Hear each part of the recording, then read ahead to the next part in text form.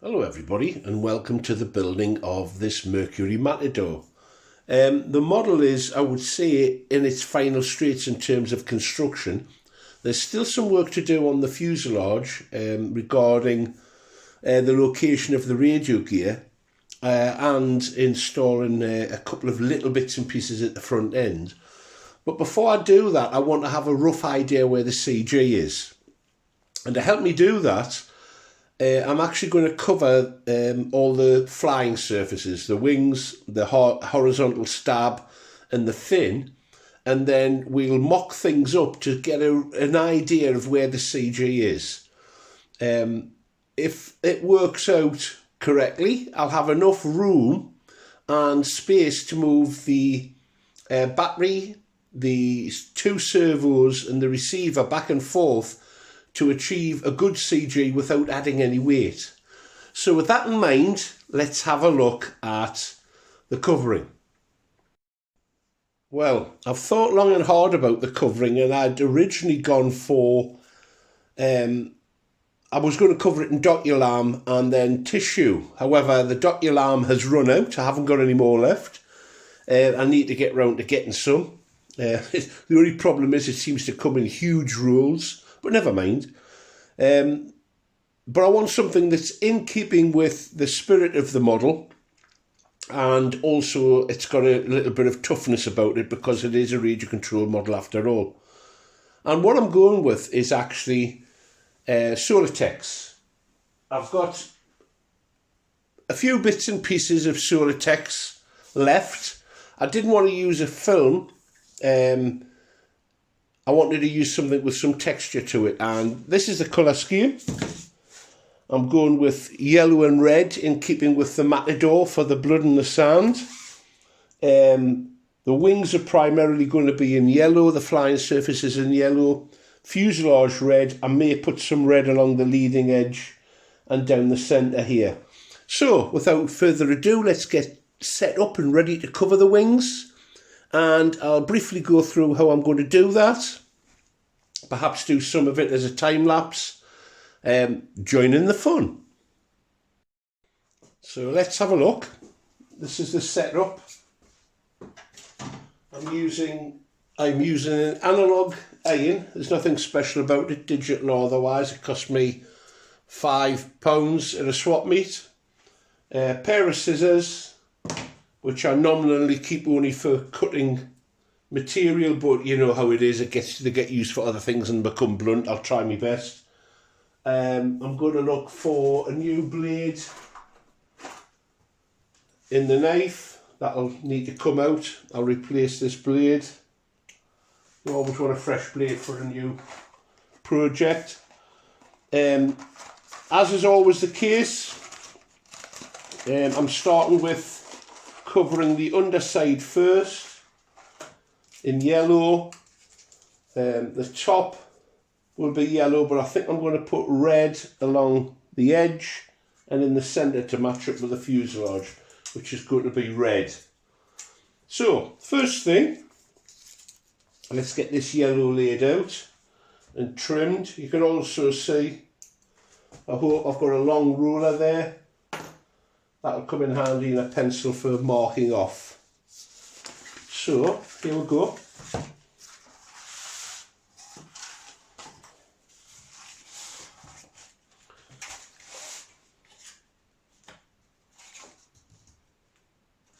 I'm going to allow a slight overlap. And the long ruler comes in handy for holding things down. Slight overlap. It's longer than we need. This is the most efficient way to cut it, I think, in terms of excess material. Move that to one side. Of course, this wants to roll everywhere, doesn't it?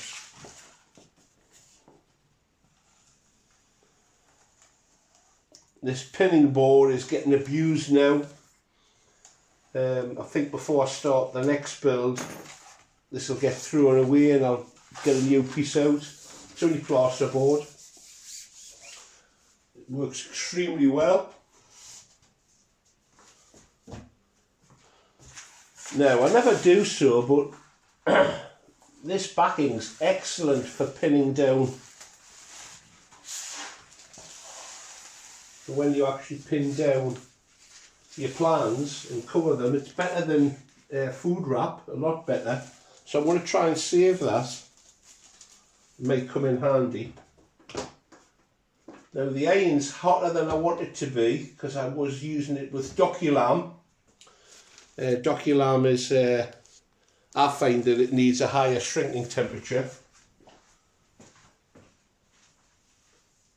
So that being the case, I'll just pause it while that cools down a little. I've just remembered it was set up a little bit higher than I would like to use. We'll just pause it and then we'll come back and start this covering process. Here we go then. Now, normally, the way I would cover is I'll tack down and get the length established first. Yep, that's taken. I was just ensuring that it was, put a little bit of tension on.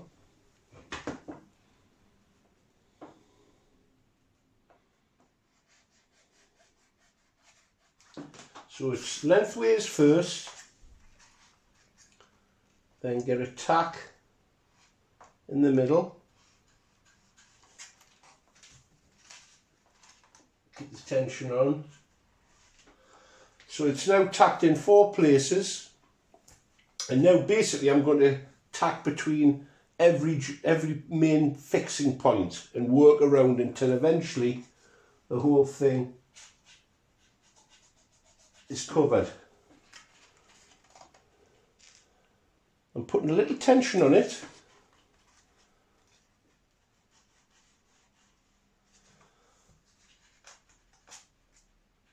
So that what I need to induce with the iron or the heat gun to shrink it is minimal because I'll have already established a nice tension. And I won't actually do the final shrinking until both sides are covered, because if you do, if you actually try shrinking it with only one side done, you will induce a warp into the wing. That's sort of inevitable.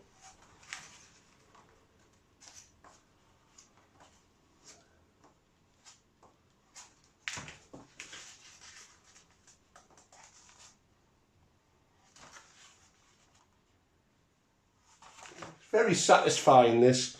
It's a bit like wallpapering. Not that I'm a great fan of wallpapering, but after all the prepping that you have to do to prepare the surface, when you actually come to do the wallpapering, it's an instant finish. And that's the case with using a covering like this. Because recently I've been covering models, and that's the actual covering is only the start of the process. So it's been a lot more involved. Now, because the ribs have no undercamber, I don't need to worry about fixing the covering to the ribs. However, I must admit that I'm going to do so, and the reason for that is that I think it makes the overall structure a lot stronger if you do that.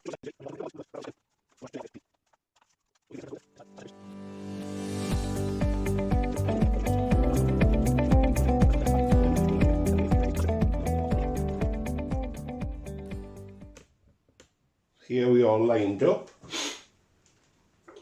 Same rules along the length to begin with.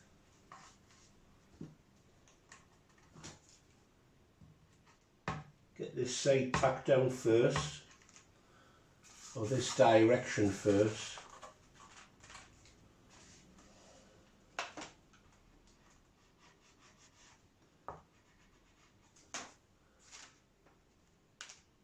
And then I'm going to seal all the way along this leading edge.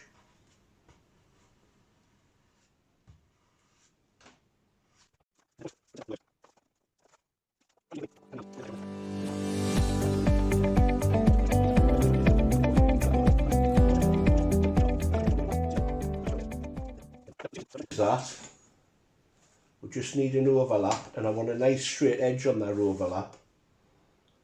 on the underside. We're going to see it as it flies overhead, aren't we? So the importance of a new blade.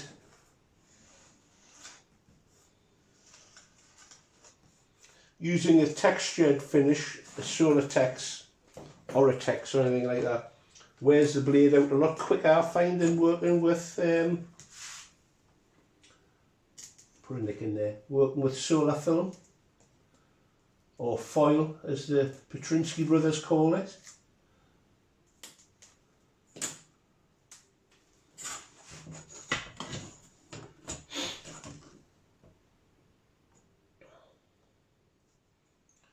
I think it's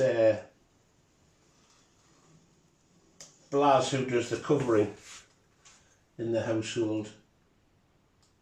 Robert's more of a flyer, and he seems to be far more into foam planes than Blas. Blas likes his balsa planes and his ignition models. But I've got to thank those brothers for getting me into the hobby. Actually, during the COVID lockdown, it was a channel that I stumbled on, and it was in the days where they didn't actually do the productions in English, and I just thought there's a couple of crazy guys on it. I thought they were Russian, showing my ignorance, but really enjoyed it even with the language barrier, and that got me interested in the possibilities of doing some radio control aircraft. I've done lots of other types of modelling. I think I just like creating things and making things, same reason we all do it. But they were the people that got me really interested in the prospect of doing radio control, so a big shout out to them. As they say, just click, just buy something, just get started. It doesn't have to involve making anything. That's a different aspect of the hobby, and it's not for everybody, I recognise that. But there's room in this hobby for everybody. We don't need to be this camp or that camp. I'm on quite a number of different face group and YouTube channels, and some of them are balsa only, no foamies. It's a sort of inverted snobbery. I think there's a place for all of us in the hobby. We don't need to be this camp or that camp. It's obvious that we all have different likes and dislikes, and some like things more than others. But let's try and do a little bit of live and let live, eh? There's enough trouble out in that world.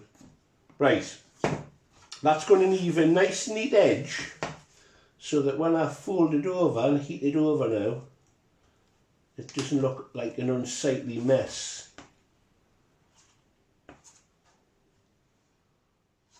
There we go, that's nice and neat, I'm happy with that.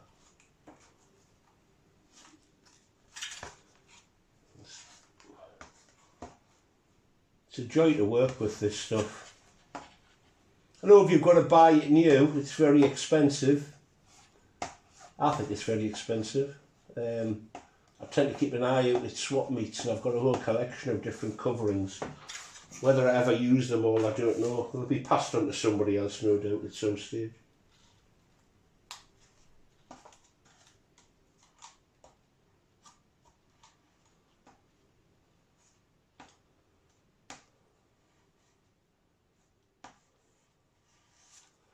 Nice and neat. Pull this side down. And having the excess allows you to put a little bit of tension on the covering. I'm sure at one time you could get some sort of tongs to pinch it when it first came out, this covering. People were selling you all kinds of stuff, but I don't think it's... For a long time I just used a domestic iron, and then I graduated to a travel iron, and then I bought this for £5. So you don't have to go over the top in buying the most expensive kit. I know some people just like getting it because, well, it's part of the hobby, isn't it?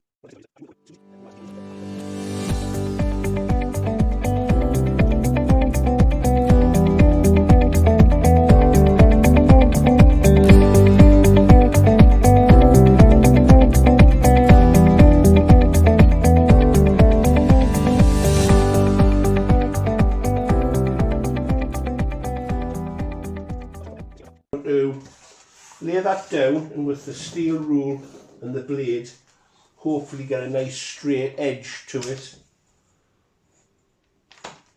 that I can then wrap around the covering. Now I'm going to pause it there because I'm going to hold that down flat so it doesn't move. Just bear with me. Right, I've got a couple of sandbags here. I think there's some sort of exercising equipment for putting on your legs when you do exercises. But they're nice and gentle, so they're not going to put holes in the covering. But they'll hold it still.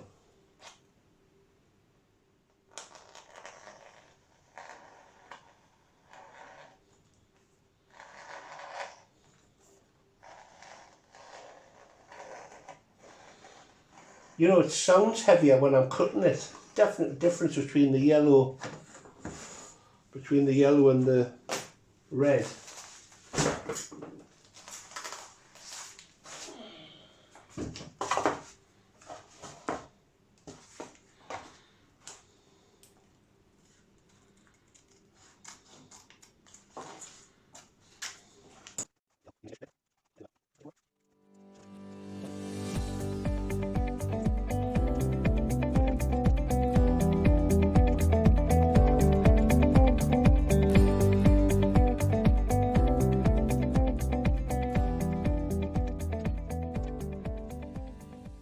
So what I'm going to do is initially just using the iron, I'm going to tighten everything up on the upper side, and then while holding the wing down, actually I could use these bags to do that, holding the wing down just by passing the iron, nothing too aggressive. I don't need the heat gun yet.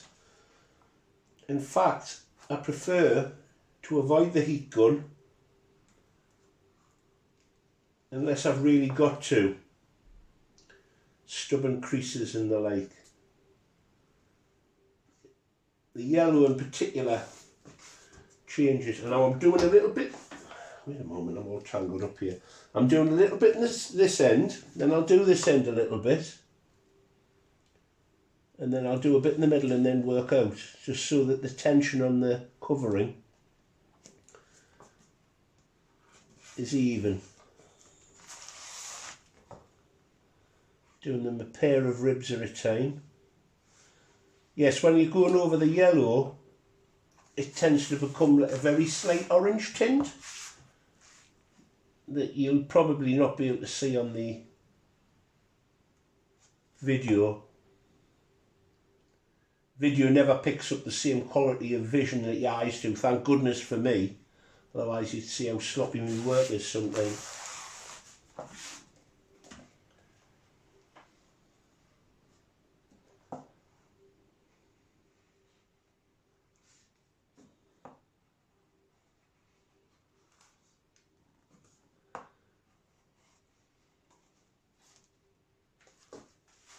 Okay, that's nice and tight.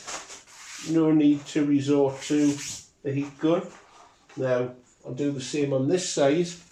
Of course I cannot put this flat, I've just got to hold it, but I'll do one end first. There's a couple of them.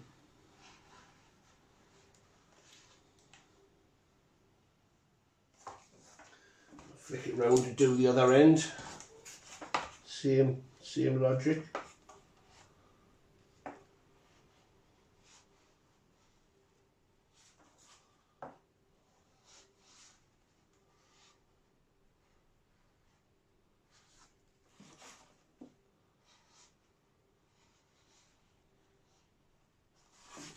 Then a couple in the middle.